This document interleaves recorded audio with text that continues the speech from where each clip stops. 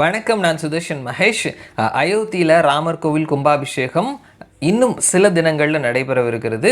So அதற்கான அந்த முன்னெடுப்புகள் அப்படின்றது தேசம் முழுவதுமே வந்துட்டு பெரிய அளவில் ரொம்ப பிரம்மாண்டமாக கொண்டாடிட்டு இருக்கிறாங்க. ஸோ இந்தியா முழுவதுமே ராமர் கோவில் அயோத்தியாவில் கட்டியிருக்கிறாங்க. கும்பாபிஷேகம் அங்கே தான் நடக்க போகுது. அப்படின்னாலுமே இந்தியா முழுவதுமே அதனுடைய கொண்டாட்டங்கள் அப்படின்றது விரிந்திருக்குது. தொலைக்காட்சிகள், செய்தி சேனல்களில் இருந்து, இணையதளத்திலிருந்து, சமூக வலைதளங்களில் இருந்து, செய்தித்தாள்கள் வரைக்கும் எல்லா பக்கமுமே இது சம்பந்தமான பேச்சுக்கள் தான் இருக்குது. தேசத்தினுடைய பல பகுதிகளில் இருந்து பக்தர்கள் அவங்களுடைய அன்பா பல பொருட்களை அயோத்தியாவுக்கு அனுப்பி வச்சுட்டு இருக்கிறாங்க. இது எல்லாத்தையும் நம்ம பார்த்துட்டு இருக்கிறோம். பிரதமர் நரேந்திர மோடி அயோத்தியாவினுடைய கும்பாபிஷேகத்திற்காக அவர் விரதம் மேற்கொண்டிருக்கிறாரு. தரையில் தான் படுத்து தூங்கிக்கிட்டு இருக்கிறாரு. இந்த மாதிரியான செய்திகளையும் நம்ம கேட்டுட்ருக்கிறோம். ஸோ இந்த நேரத்தில் அரசியல் வரக்கூடிய ஏப்ரல் மே மாதங்களில் லோக்சபா தேர்தல் நடைபெறவிருக்கிறது. ஸோ அதை முன்னிட்டு தான் பாரதிய ஜனதா கட்சி இது தனக்கான அரசியல் மைலேஜா அவங்க கொடுத்த வாக்குறுதியை நிறைவேற்றிட்டாங்க அப்படின்ற மாதிரி அவங்க சொன்னாலும் இதை தனக்கான ஒரு வாக்குக்கான ஒரு விஷயமா பயன்படுத்துகிறாங்க அப்படின்னு சொல்லிட்டு எதிரணியில் இருக்கக்கூடிய இந்திய அலையன்ஸில் இருக்கக்கூடிய கட்சிகள் கூட்டாக அவங்களுடைய வாய்ஸை ரைஸ் பண்ணியிருக்கிறாங்க. ஸோ அதனால் நாங்கள் இந்த கும்பாபிஷேகத்திற்கு அழைப்பு விடுத்தும் நாங்கள் போகலை அப்படின்ற மாதிரி இந்திய அலையன்ஸில் இருக்கக்கூடிய எல்லா கட்சிகளுமே ஒரே மாதிரி சொல்லிட்டாங்க.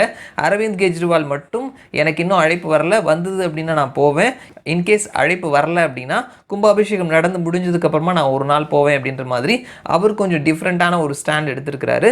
அதை விடுத்து மற்ற எல்லா கட்சிகளுமே நாங்கள் போகலை.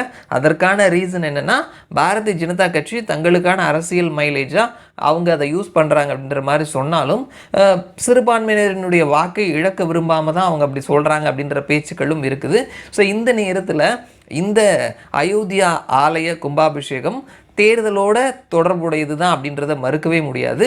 தேர்தலும் அயோத்தியா ஆலயம் மக்கள் என்ன நினைக்கிறாங்க அப்படின்னு சொல்லிட்டு India today and C voter இவங்க ரெண்டு பேரும் சேர்ந்து ஒரு கருத்து கணிப்பு நடத்தியிருக்கிறாங்க. ஸோ அந்த கருத்து கணிப்பில் சில கேள்விகள் கேட்டிருக்கிறாங்க. இந்த கருத்து கணிப்பு இந்தியா முழுவதும் எடுக்கப்பட்ட கருத்து கணிப்பு இல்லை.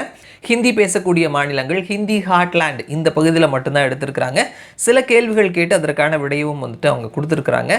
என்ன அப்படின்றத பேசலாம் வாங்க.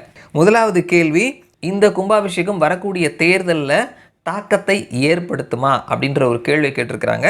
ஆமாம் அப்படின்னு சொல்லிட்டு 52.1% மக்களும், இல்லைன்னு சொல்லிட்டு 31.7% மக்களும், கருத்து இல்லை அப்படின்னு சொல்லிட்டு 16.2% மக்களும் சொல்லியிருக்கிறாங்க.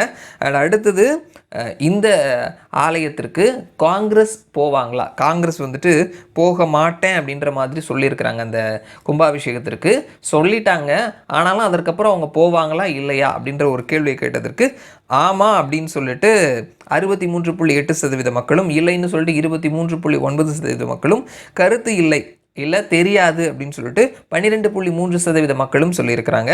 காங்கிரஸ் இந்த அழைப்பை தவிர்த்தது வாக்கில் அவங்களுக்கு ஒரு பெருத்த அடியாக இருக்குமா அப்படின்ற கேள்விக்கு ஆமான்னு சொல்லிட்டு 55.1% மக்களும், இல்லைன்னு 30.2% மக்களும், தெரியாதுன்னு சொல்லிட்டு 14.7% மக்களும் கருத்து சொல்லியிருக்கிறாங்க.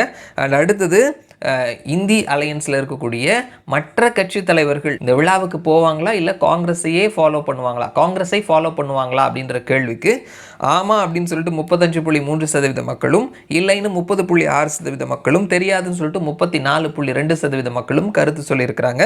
அண்ட் அடுத்தது காங்கிரஸ் இந்த அயோத்தியா கும்பாபிஷேகத்திற்கு போகாமல் தவிர்த்தது எலெக்ஷனில் என்ன மாதிரியான தாக்கத்தை ஏற்படுத்தும் இந்திய அலையன்ஸிற்கு அப்படின்னு கேட்கும் பொழுது அவங்களுக்கு லாபத்தை கொடுக்கும் அப்படின்னு சொல்லிட்டு 26.6% மக்களும், இல்லை இது ஒரு இழப்பை தான், வாக்குல இழப்பை ஏற்படுத்தும்னு சொல்லிட்டு 52.2% மக்களும், தெரியாதுன்னு சொல்லிட்டு 21.1% மக்களும் கருத்து தெரிவித்திருக்கிறாங்க.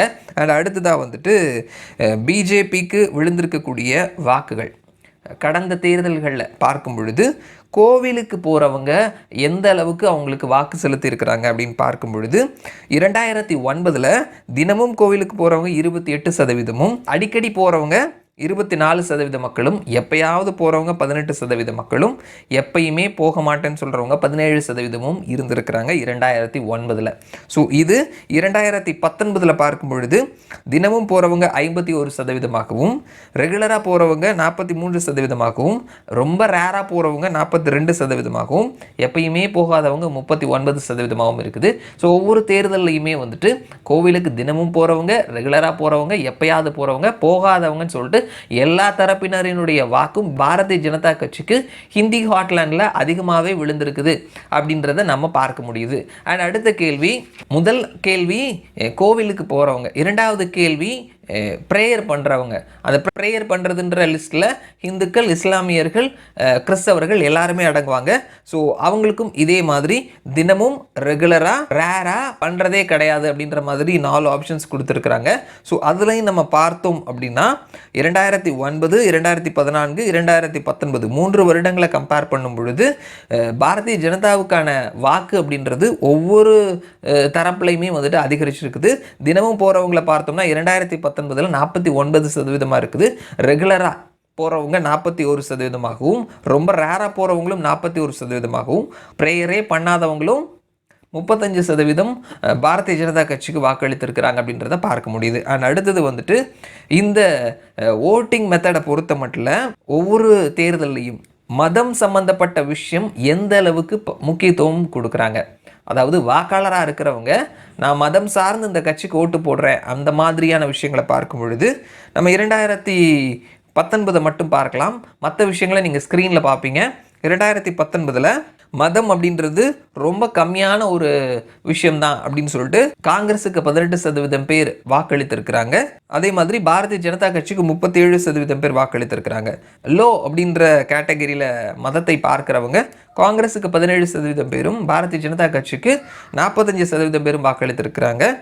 நார்மலாக அப்படின்னு பார்க்குறவங்க காங்கிரஸுக்கு 17% பேரும், பாரதிய ஜனதா கட்சிக்கு 48% பேரும் வாக்களித்திருக்கிறாங்க.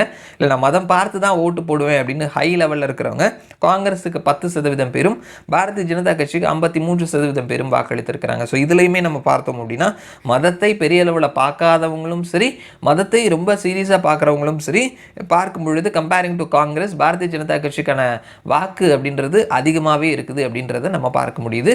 ஸோ எது எப்படி இருந்தாலுமே அயோத்தியா ராமர் கோவில் கும்பாபிஷேகம் அது ஒரு இந்தியாவிற்கான ஒரு பெருமையான விஷயமா தேசம் முழுவதும் கொண்டாடிட்டு இருக்கிறாங்க. அது கண்டிப்பாக அரசியலையும் ஒரு பெரிய தாக்கத்தை ஏற்படுத்தும். ஸோ மக்களினுடைய மனநிலைமை இப்படி தான் இருக்குதுன்னு சொல்லிட்டு இந்த கருத்து கணிப்பினுடைய முடிவில் சொல்லியிருக்கிறாங்க. மறுபடியும் நான் உங்களை இன்னொரு வீடியோவில் சந்திக்கிறேன். அது வரைக்கும் நன்றி.